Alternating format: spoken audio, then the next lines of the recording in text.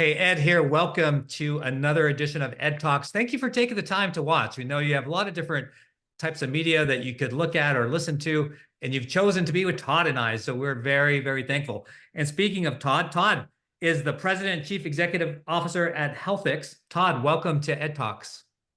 Thank you, Ed. It's great to be here. Yeah, and Todd, you and I go back a long ways because you've been and we'll unpack this a little bit here in a couple of Yep. minutes, so I won't go too deep there, but you've been in the New York City area for quite some time. And when I was up there as CIO at New York City Health and Hospitals, I know we connected. You're doing a lot of great work up there with connectivity, HIE, bringing all the systems together, sharing information to ultimately do the best thing for the patients that we all serve. And so it's been great knowing you for, I think it's been probably 10 years. I Yeah. think so. Time flies. Yep. Yeah, it does. And also never burn a bridge, right? Because at some point, healthcare is small enough, you're going to reconnect with someone. So always treat people with kindness. So uh, Absolutely. tell me about the best customer experience you've had this year. It doesn't have to be healthcare, it could be in any industry, but just curious about a good experience you've had. So there are a couple, but I'm always flattered when HealthX, when we choose a vendor and that vendor is chosen by another customer of ours. So that's a flattering moment. But I would say at HealthX we're always looking for that aha moment, and we had a couple of those over the last year with our customer base. And what I mean by aha moment, that's when they really, from a HealthX standpoint, they feel the value of an HIE and they understand it. It all kind of comes together in their thoughts. So we've had a few of those around identity management, around the value of clinical data. As we'll go into, HealthX is a large data aggregator of clinical records. Um, but we've just had a few of those over the last year, and every time that happens, it's just so gratifying. I mean, it just makes you smile, right? It's like, that's why I'm in this business. So we've had a few of those moments over the last year. Yeah, that's super awesome. And like you said, you because of the nature of what you do and what we all do in this business, it's not difficult to think of great experiences, right off the top of your head. What's one thing that your parents made you do when you were growing up and you maybe rolled your eyes or something like, oh my gosh, do I really have to do this? Maybe grumbled a little bit. But now as an adult, you look back and you're like, oh, I'm glad they made me do that. So I was thinking about that a little bit, and this is something that they didn't twist my arms, but there was a point that they kind of kept me in the game. And what I'm talking about is when I expressed an interest in becoming a disc jockey. And so it's totally different than what I do today. But my dad helped me buy the equipment, run school dances, and we're talking high school, that carried on into college. But he really pushed me to go to the local university and take a course. And I did some very late night, like 2 in the morning kind of shows. So that was a real something I was very uncomfortable with, right? And I think today that helped me tremendously on a bunch of fronts. One, public speaking, Mm. um, being in front of an audience, and just really kind of interacting with them. Because as a disc jockey, I know I'm thinking of the disc jockey that where you do weddings and you do school Yeah. dance and stuff like that. You have to really interact with the people who are listening to your music. And if you play a bad song, they'll let you know right away, right? So you have to change. Unlike if you're on the radio, they may call in, but it's a little bit more removed. So, that kind of experience really did help me get ready for what I do today, which is a lot of the time getting out in the middle of seeing my customer base, interacting to their thoughts and their feedback, and really trying to be very responsive as an organization. That's pretty cool to be a DJ. What was your name? Did you have like a cool name or anything? Or I wish I did. I can't even remember it. It was so long ago now. No, I can't even remember my company's name. No, I apologize. no, that's I have a cool name to share today. we like DJ Todd X or something. Yeah, Tom Hanks, I like that. Yep. Uh, the yeah, my mind's going a lot of different places, but I do this thing called Ed Yeah. Mark Spot, and I'm always sometimes we do the DJing ourselves, but next time we do Ed Mark's Spot, which is usually like at Hims or Chime, things places like Yep. that. We'll definitely connect with you and maybe bring back some of these old skills, and you could do some scratching or whatever. That's awesome. And you That'd be can fun. tell how old I am exactly because I did start with the vinyl records. I did move up to CDs. and then eventually some of the MP3s when they came out. So I was in it long enough to go through that transition. Yeah. A lot like healthcare is going through right now. Yeah, no doubt about that. So yeah, tell us, we've already learned a little bit about you. Tell us a little bit more leading all the way up to where you are today. And you're one of the, Yeah. and I don't know if we're going to get into it later, but you also went from transition from CIO to CEO, something a lot of CIOs Yeah. think of. Yeah, so tell us your story. So a couple aspects of my story. So first of all, I'm like, I started off, my family grew up there. My dad was from New York City, moved up into the country, which means the state of Vermont, northern Vermont. So up by JP, Canadian border. Just think of the Canadian border. And so I grew up in a small town of 2,500 people. So very small community, small high school. I was class president for several years. I was very active in the community. Um, but in my work life, I've actually bumped around across many different industries. So one being the telecom industry. I was at MCI WorldCom. I've been in and out of the consultancy area for many years, um, doing things such as building Lotus Notes applications and just some IT stuff around workflows. How can they improve their workflows? Um, and then I worked at Northrop Grumman. So I was down in the DC area for many years, and that really kind of sucked me into healthcare technology, working with DoD and the VA, building what was known at the time as Alta, which was their electronic health record system.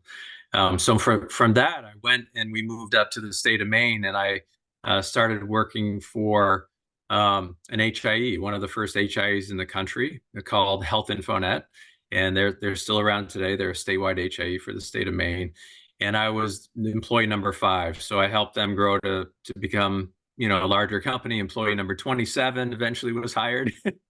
But more importantly, they were really just coming out of a demonstration phase of what HIEs can do. And it was very successful in the state of Maine. It was a voluntary kind of effort that everyone was involved in, from hospitals and other types of healthcare setting or organizations.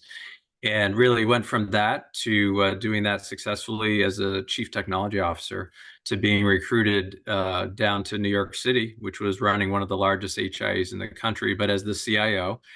And then, as you talked about, I went from 5 years ago, I transitioned from CIO to CEO, which was a big transition for me, but also a company that I helped grow in New York and become more successful over the years. So very exciting.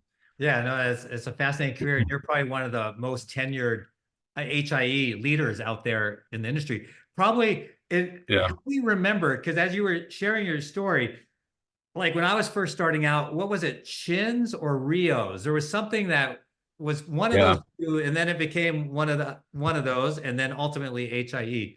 Do you remember the order? Was it Chins or Rios or?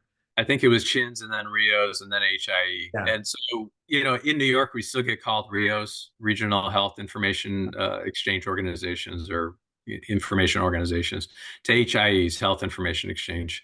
Um, and I Yeah. go by the term HIEs these days. And it's just like EMR to EHR, Yeah. same sort of thing. Yeah, and I think Chin was like Community Health Information Network or something. Um, so yeah, it's been fun to watch the evolution and to actually see it into fruition now is got to be super gratifying. So we mentioned it twice now, so I want to hear a little bit Yeah. more. So yeah, you went from CIO to CEO. That's something a lot of people aspire to do. What's that transition been like? It's been, really empowering for me, and I think for the company to have someone, especially in a tech company. If you start off in a tech company, it makes a lot of sense, right? Yeah. Um, I ran the biggest part of the company as it was as CIO, and the transition for me was just to, get more involved in the other aspects of the business. So, really, I kind of took some of the skills that I had as CIO, which is to translate from technical speak to business language, making that connection and making these things work. That really kind of came into play as I became the CEO. Is like, okay, what are the customers? What are they really saying? And then translate that back into the technical side of the house so we could deliver on that. And as a tech-based company, I think that was really empowering for us internally to deliver more successfully, I would say, on those fronts, but also to really be that translator with the customers. So that was something that I think was really helpful. What are some new skills? So if I'm a CIO listening, or someone in tech, Yeah. and I'm like, someday I want to be CEO. What are maybe one or two skills that a CIO might, an average CIO tech person may not have today, that they might want to focus on so that they're prepared to become a CEO? So two things that I learned, and maybe this is specific to me, but it may be applicable to others, is to talk less. You just have to talk less. Sometimes if you say less, it actually has a more meaningful impact on those who you're in discussions with. But also, as CIO, I was a lot more direct. When we were brainstorming in front of a whiteboard, or we were having these technical conversations, a lot of direct conversation and a lot of direct guidance in some cases. And I think as CEO, you have to be less direct. I don't think that's an excuse for not making a decision and moving forward, but I think it just allows other voices into the conversation that, I think every leader wants to do. Yeah. But for me, those are two things that I had to kind of practice and learn and bring Yeah. into my day to day. No, I think those are two applicable skills for a lot of different roles, and something good reminder for myself as well. So let's move into more on the HIE side. So tell us a little bit Yeah. more about HealthX, and then I want to ask you some questions about HIEs in general. So HealthX, we're a regional HIE. We're located in the southern part of New York State. That mainly means covering New York City and Long Island, but up into the state a little bit. And we've been around for almost 15 years. So I would say we've had a long standing as an HIE. Um, and who we serve today. So we serve a population. If you look at how many people we have in our system, we have about 50 million individual lives. And that's because people come and go into New York City and out, or tourists and otherwise from all over the world. But if you look at active members, we have about, from a patient basis, 20 million active lives of new data flowing in over the last 12 months. So that's a large HIE with a 20 million, population base. Our customer side, we have about 9,000 organizations that we work with. So these range from hospitals to community-based organizations. So FQHCs, behavioral health organizations, home health, EMS. So very eclectic, connecting to labs directly.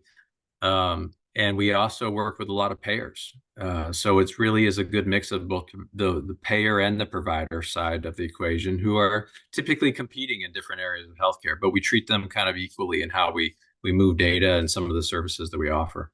Yeah, no, that's very, very large, and the fact that it's so complex and yet so successful says a lot about you and the organization. What's one maybe two things that makes an HIE successful? Because as you know, there's been other HIEs that haven't been successful. What are maybe one or two things that you found that help make an organization successful? Yeah, I think it's the trust that you need to build up. In our case, it was building up trust in the community. Again, we don't own any of the data, the clinical records which we receive as an HIE. It's really the data is owned by the sending organization, so they have to trust you to handle it properly, with their input and guidance, as well as any state policies or federal policies that come into play. So I think it's just one, establishing trust in the community is really important.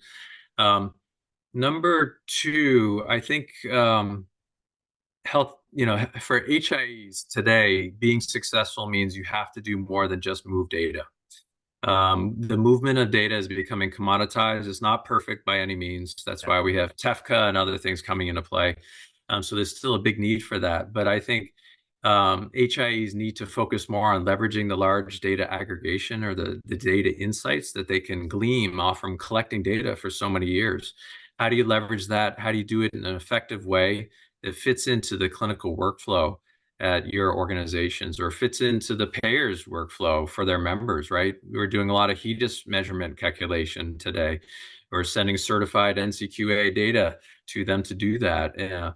So anyway, I think it's really understanding your customer needs and leveraging that large data aggregation that you've done over all these years. Yeah, that's I think those are two pretty significant things. And again, there are things like trust that are applicable not just to HIE, but to, our whole professional lives and any organization Absolutely. I work with. What are some challenges for an HIE in general? What are maybe one or two challenges that HIEs struggle with? I would say our biggest challenge is no one knows what an HIE is. Yeah, they say, what do you mean an HIE? You call it a Health Information Exchange Organization. You're like, what are you talking about? And the reason is because we're typically on what I call the wholesale side of the equation. So there's the retail side, which where you see the patients, and that would be a provider, or even a health plan could be, these are our members and they do care coordination. But we're really in the back end. We're a back end system. So I would say our biggest success is when people don't notice what we do, that the data moves freely in and out of our customer organizations, and it's accessible within the clinical workflows and other workflows that they support. So I would say that's our biggest challenge, is people just don't know who we are and what we do and how successful some of us have become over the years. And then the other thing is really something we struggle with are patient privacy regulations, and they do vary across the individual states. So I think from the federal perspective with HIPAA guidance, et cetera, those are very well established. But you take a very heavy privacy focused state like New York, and you compare it against a state like maybe Texas or another state that doesn't have those types of regulations. I'm not picking on New York or Texas necessarily, but there is a difference of regulations, and that really needs to be kind of smoothed out if you're going to do effective healthcare across the full 50 states in the US. Yeah. That's No, been a challenge. I could see how that would definitely form a conundrum. So I know when I was a CIO of some health systems, I might only have to deal with 6 million lives in a database and but even that was tough for me to identify who was who and who was Edward versus Ed versus Eddie Marks. Yep. Yep. How do you all deal with identity? So we deal with identity in a couple different ways. First, we work with some good partners, Verato being one of them. And Verato's Enterprise Master Patient Index vendor, at least that's one of their services that we use heavily. We also work with Clear, the airport security company that you see when you travel. And we work with both of these companies in different ways. So I'll start with Verato. At our core of an HIE, Verato really helps us identify these individuals. And if you can think of my healthcare journey, if I have records from a couple of different hospitals, for example, bringing those records in under that unique identifier, what we do at HealthX, we need to match those together to make sure the clinical records come together around that one patient. Verato helps us do that. They're experts in this area, and really we work with them continuously. It's not 100% kind of science where it's not solved, as I think everyone knows, but their technology of doing referential matching and bringing in data from outside, public utilities, financial records to help bring these identities closer together and either keep them apart or match them is really helpful. And we've had a lot of success. I think it's been a good 7 or 8 years. I've been at HealthX for 9 years, that we've used Verato successfully in managing this number or this volume of identities. Clear has also been helpful, especially as we get into this retail space. We just launched last year a patient portal called My Health Record New York.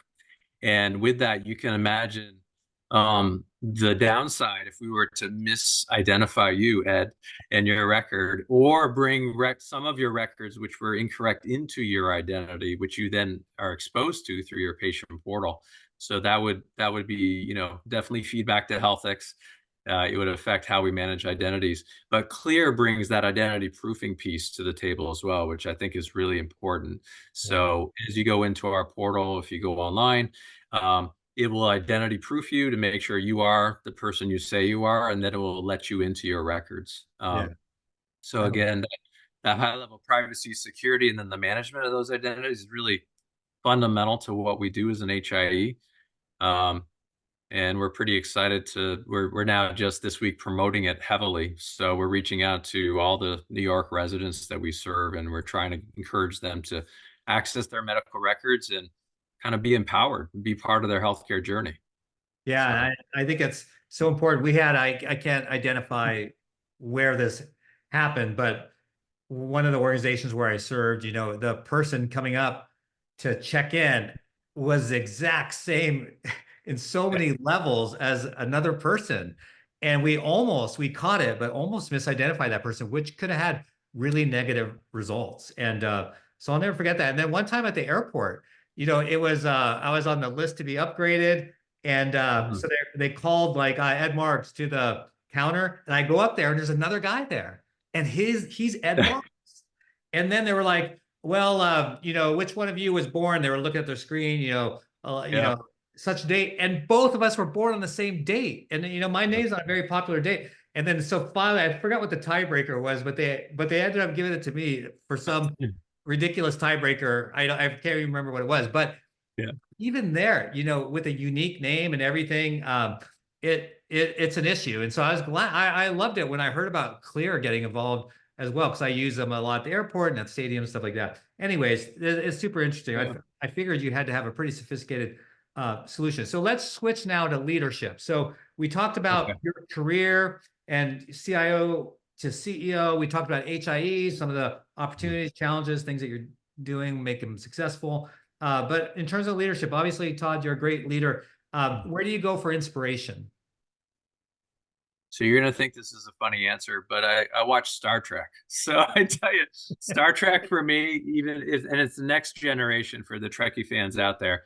I've watched them all. So I like Deep Space Nine, the original Trek series. I love all of them. But I would say, and I just read Patrick Stewart's book, which was fabulous. So it's a great read for anyone who wants to go into that more about acting. But um, I just think that, it's kind of their positioning. I learned for how they, meet new civilizations, how they engage, how they solve problems, how they work as a team. All of these are lessons that kind of get reinforced throughout all the stories that I see, all their shows. And this is something that I look for to kind of keep me inspired. It's like, no, Todd, you're on the right road. You have to keep doing this. It's going to make a difference. And it does. It does. So, you have those moments as a leader where you feel like you're on unstable ground and you're wondering, am I doing the right thing? Am I taking the right approach? So that's one of the things I do. The other thing I do is I go to healthcare conferences, and that's just really, you talk about the normal hymns, but there are lots of healthcare conferences out there today that really get you, gives you some new ideas to think about, new perspectives. When you talk to people, it's a social aspect of these conferences. You learn so much, and you hear their perspectives and what they've tried. And the biggest thing I've learned from are when people have failed.